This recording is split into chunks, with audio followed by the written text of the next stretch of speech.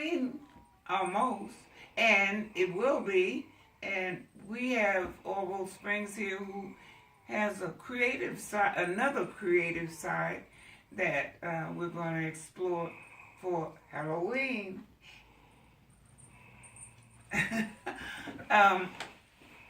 You are known primarily as a writer, but you also are a visual artist in your own creative style.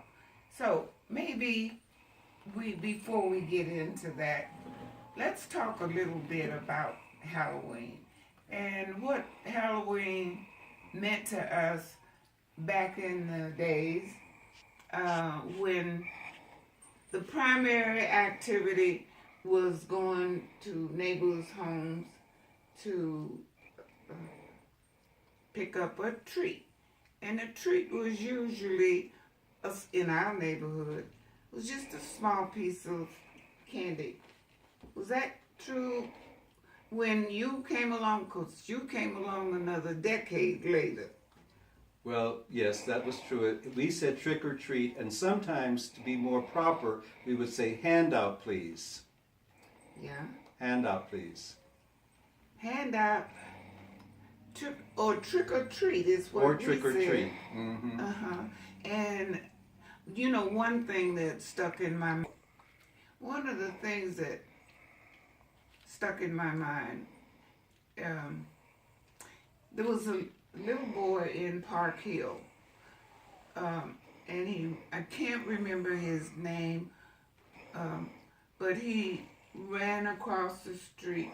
You know, the kids generally dashing back and forth whenever they see a light and a door open. And he dashed across the street and was killed by a passing motorist. And that always disturbed me a lot. And it disturbs me even today as I think about what can we do to make it safer for children. I don't know what the answer is, except that just to say that when you're driving around on Halloween, please drive slowly, carefully, and be looking between cars, because there's no telling where a child might dash out. But that's the part that I want to pass along. But in addition to that, I want to maybe start off with your creative, the creative side. Now I have some photos here of people who you took their image and rearranged it or adjusted it so that it would give them what I call a ghoulish look. Is that what you would call it? Yes. Now, who is this? That's me. I never would have guessed. That is so creative. I never would have guessed that was you.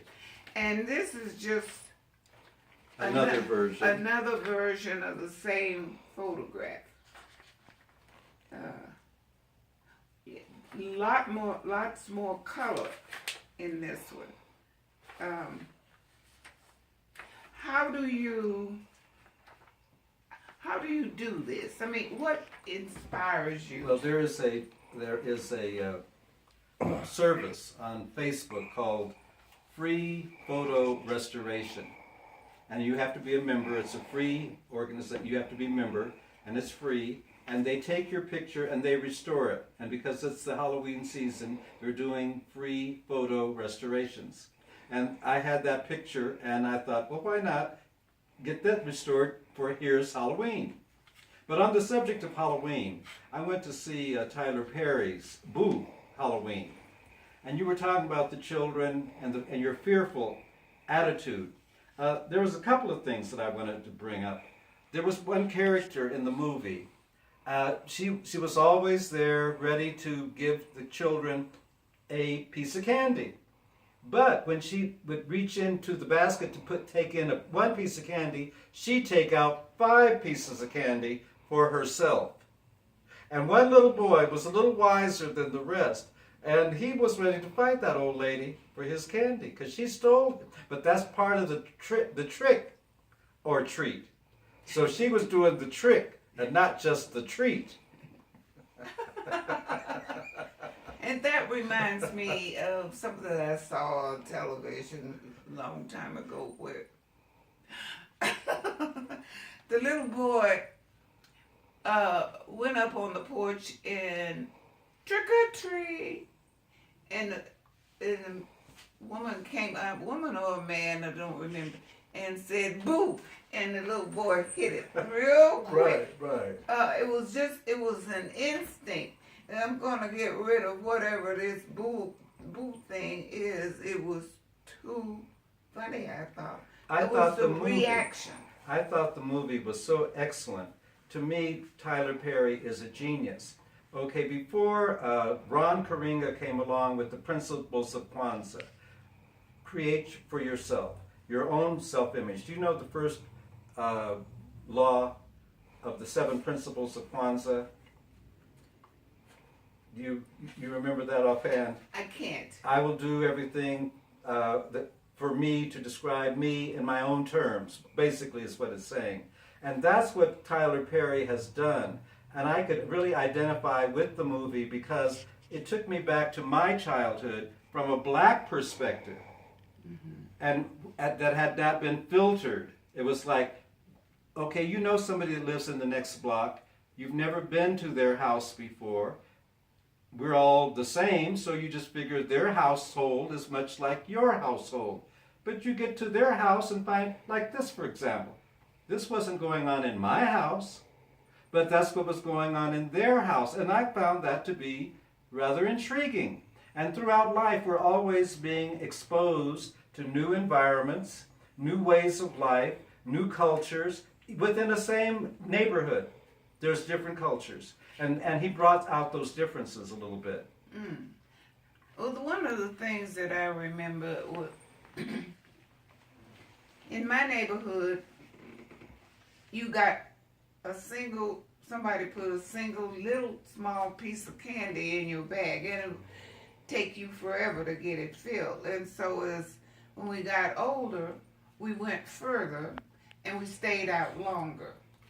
And another thing that we did, I found that there was bigger pieces of candy and more candy, more variety in certain neighborhoods where there was the neighborhood was a little more affluent.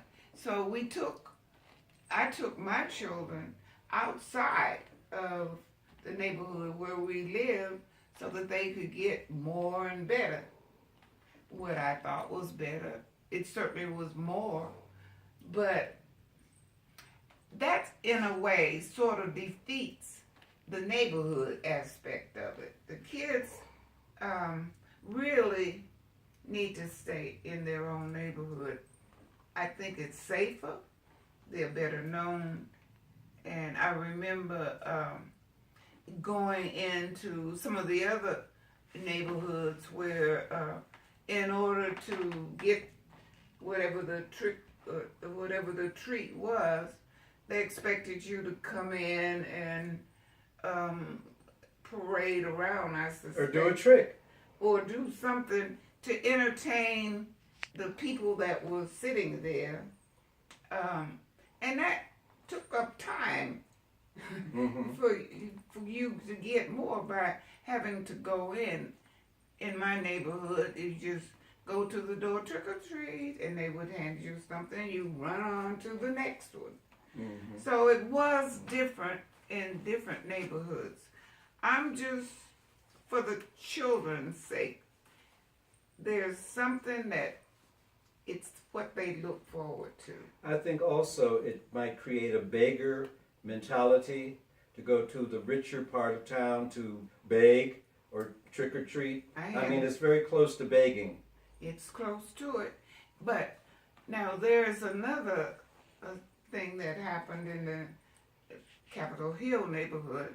I don't know if it's still going on. I suspect it is, where the police give candies to the children, and they go in different rooms as if they're going to a different place, and they get something different. And I always thought that that was a very good thing, and a good place for the children to go. They weren't running around in the streets. They were just running around Well, in the you're building. talking about a haunted house. It's somewhat. A haunted house. It was and the something. movie was like going into a haunted house. Uh-huh. That's what the movie was like, because there were so many aspects to it. The characters, for example, this one lady, characteristically, she is afraid of everything, and she's most afraid on Halloween. The other thing about it is she also smoked medical marijuana, and she had a license. She was very proud of this, and she kept her license in her bosom. So if the police would ever stop her, she said, I got my license for my medical marijuana. There's a certain kind of aspect, I would say, of black culture, the fearfulness of everything, every little sound in the night that makes one afraid. And Halloween brings out all of those kinds of things. Right. And you know, there's a Halloween haunted house, or there used to be, I suspect there still are, haunted houses where people go and just have lots of fun and seeing all kinds of things. And Halloween I think, needs to come back to some of the things that we enjoyed as children, so that future generations can have a day of fun. And we happen to have beautiful weather here in Colorado, and for this year's Halloween, and so it should be a wonderful Halloween for everybody, a safe Halloween, particularly for the children. Look out for the children.